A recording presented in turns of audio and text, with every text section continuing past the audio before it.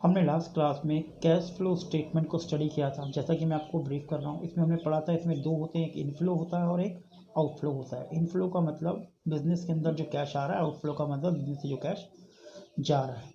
अब मैंने बताया था कि कैश फ्लो स्टेटमेंट एक टूल है, एनालाइज ऑफ फाइनेंशियल स्टेटमेंट, उसको पढ़ने का एक टूल है। फाइनेंशियल स्टेटमेंट को हमने दो पार्ट में पढ़ा, statement of profit and loss और बैलेंस शीट। बैलेंस शीट भी दो पार्ट में डिवाइड हुई, assets and equity and liability. Cash flow statement की तीन एक्टिविटी होती हैं, ऑपरेटिंग एक्टिविटी, इन्वेस्टिंग एक्टिविटी और financing activity. Operating activity statement profit loss से रिलेट होती है, इन्वेस्टिंग एक्टिविटी एसेट साइड से रिलेट होती है और financing activity equity and liability से रिलेट होती है।